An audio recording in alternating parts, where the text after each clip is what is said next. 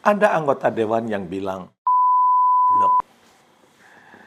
Padahal setelah rumahnya dijarah, ijazahnya juga mencerminkan bahwa dia tidak terlalu cerdas lah ya dibandingkan yang lain. Bagaimana seharusnya seorang pemimpin agar mendapat simpati dari rakyat? Simak video ini hingga tuntas sehingga rumah Anda tidak perlu dijarah, sehingga Anda tidak perlu dibully oleh netizen. Yuk simak video dan sebarkan video ini kepada para pemimpin yang lain.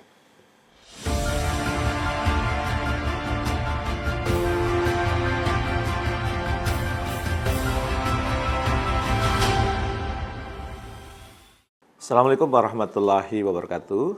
Saya Jamil Azeni, kembali hadir berbagi inspirasi untuk Anda seputar pengembangan diri dan juga leadership.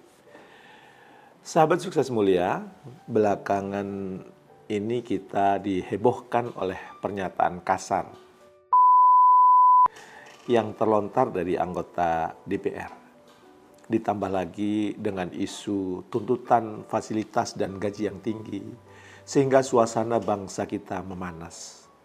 Demo muncul di mana-mana, bahkan menimbulkan korban jiwa. Pertanyaan besar pun muncul. Mengapa para wakil rakyat justru menimbulkan kegaduhan? Padahal mereka seharusnya menjadi penyejuk hati masyarakat. Hari ini mari kita belajar dari kacamata leadership. Apa yang seyogyanya dilakukan seorang wakil rakyat agar mendapat simpati, bukan caci maki, agar mendatangkan keteduhan, bukan keributan. John Maxwell, salah seorang pakar leadership, pernah berkata, leadership is influence. Kepemimpinan adalah soal pengaruh, bukan sekedar jabatan. Seorang anggota dewan atau DPR ya bisa memiliki kursi, bisa memiliki fasilitas, tetapi kalau kehilangan pengaruh, sesungguhnya ia kehilangan kepemimpinan sejatinya. Pemimpin yang baik mengerti bahwa public trust atau kepercayaan publik adalah modal terbesar. Sekali kepercayaan itu runtuh, maka sebesar apapun kekuasaan, sebesar apapun gaji yang Anda miliki, hanya akan dianggap kosong dan menyakitkan hati rakyat. Sahabat sukses mulia, mari kita bicara lebih dalam. Apa yang membuat seorang pemimpin benar-benar mendapat simpati dari rakyat, mendapat simpati dari orang-orang yang ia pimpin? Simpati itu lahir bukan dari titel, bukan dari gedung megah, apalagi dari daftar fasilitas. Simpati lahir dari gestur sederhana yang menunjukkan bahwa pemimpin itu hadir untuk rakyat, hadir untuk orang-orang yang diwakilinya atau dipimpinnya.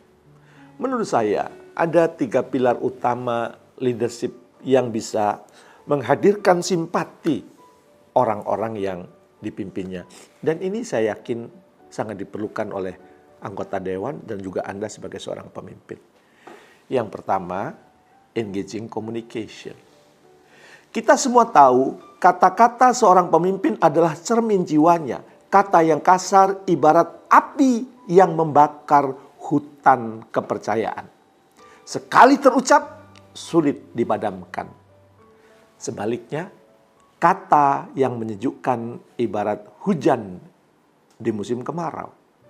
Ia meredakan panas, menumbuhkan harapan, bahkan menghidupkan kembali rasa percaya yang mungkin sempat hilang dari masyarakat. Memang, Ralph Waldo Emerson pernah berkata, "What you do speaks so loudly then I cannot hear what you say." Sesungguhnya perbuatan seorang pemimpin memang itu sangat diharapkan oleh orang-orang yang dipimpin. Bahkan itu lebih keras dibandingkan suara sekeras apapun. Namun dalam kepemimpinan publik, seringkali justru kata-katalah yang lebih dulu terdengar. Maka seorang anggota dewan mesti sadar lidahnya bisa menjadi kebaikan atau bisa menjadi bencana.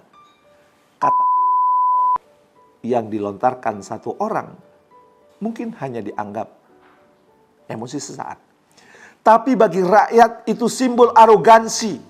Maka seyogyanya setiap pemimpin belajar seni komunikasi yang penuh empati dan mendorong lahirnya kolaborasi. Itulah yang saya sebut engaging communication. Dan konsep ini sudah saya tulis dalam bentuk buku Engaging Communication yang diterbitkan oleh Gramedia tahun lalu. Silahkan kalau Anda ingin mendalami, bisa cari di toko buku tentang engaging communication ini. Yang kedua, naikkan empati dan turunkan ambisi. Rakyat Indonesia hari ini sedang berjuang. Harga sembako naik, lapangan pekerjaan yang semakin susah, layanan kesehatan yang belum merata, dan berbagai kesulitan-kesulitan lainnya. Di tengah kondisi itu, apa yang mereka butuhkan dari pemimpin? Bukan tuntutan fasilitas mewah, melainkan rasa bahwa pemimpin ada bersama kami. Di sini letak perbedaan antara ambisi dan empati. Karena ambisi berkata, apa yang saya dapatkan dari jabatan ini, maka dia akan menuntut fasilitas, akan menuntut kenaikan gaji dan sebagainya. Sementara empati berkata, apa yang bisa saya lakukan agar rakyat lebih tenang dan sejahtera? Sehingga apa? Sehingga kemudian dia memikirkan berbagai program untuk rakyat. Daniel Goleman, pakar emosional intelijen, menegaskan bahwa empati adalah salah satu kompetensi inti pemimpin. Tanpa empati, pemimpin bisa kehilangan arah. Sebab ia tidak lagi mampu merasakan denyut nadi rakyat yang diwakilinya.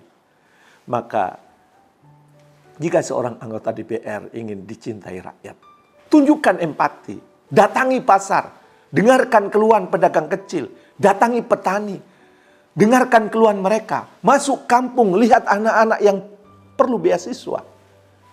Dorong dan buat aturan yang memungkinkan ekonomi tumbuh. Lapangan pekerjaan semakin mudah didapat. Dengan begitu, rakyat tahu perjuangan di gedung parlemen benar-benar bersumber dari realita kehidupan mereka. Bukan hanya retorika semata. Yang ketiga, fokus pada layanan, bukan privilege. Leadership sejati, kata Greenleaf, adalah servant leadership. Pemimpin yang melayani. Hakikatnya, kursi di parlemen bukanlah tahta untuk duduk megah dan memamerkan kekuasaan, memamerkan kekayaan, melainkan tempat untuk bekerja bagi bangsa dan mensejahterakan rakyat yang diwakilinya. Memang menjadi wakil rakyat memiliki banyak privilege. Dan tentu privilege bisa memberi kenyamanan sesaat.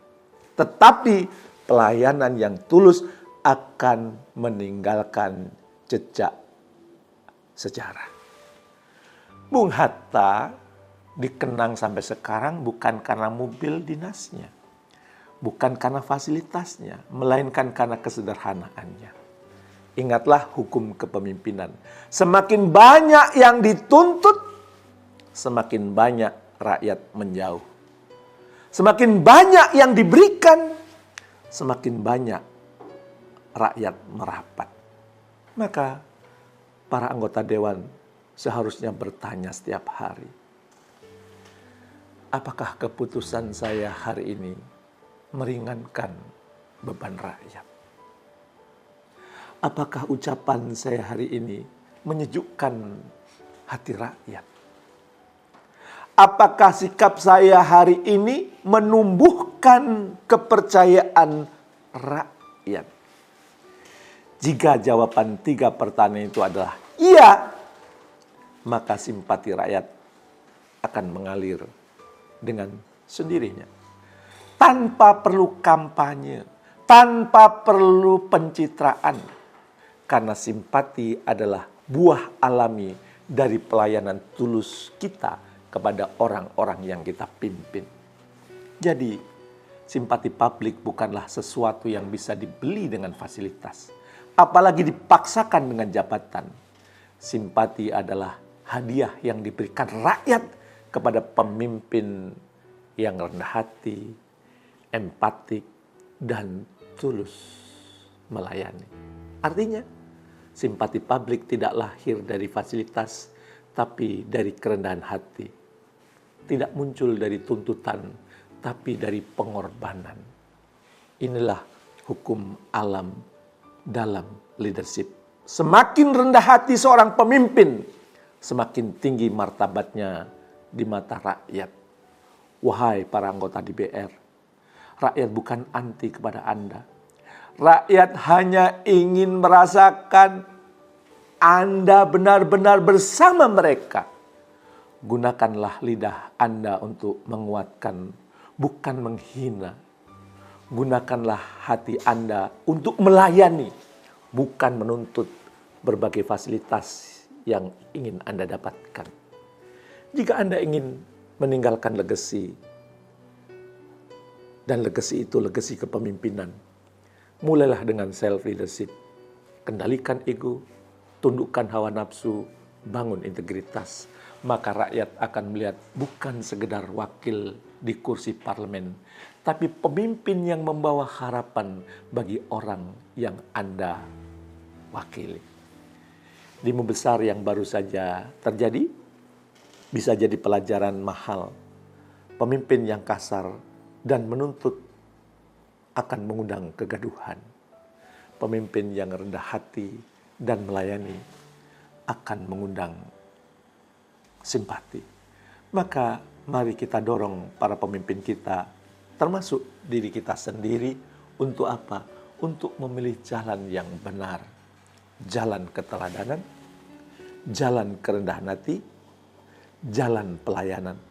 Karena hanya dengan itu bangsa ini bisa tenang, maju, dan bermartabat, dan terus naik kelas. Mari kita sama-sama menjadi pemimpin yang menyejukkan, bukan yang memecah belah atau kemudian menghebohkan. Wassalamualaikum warahmatullahi wabarakatuh.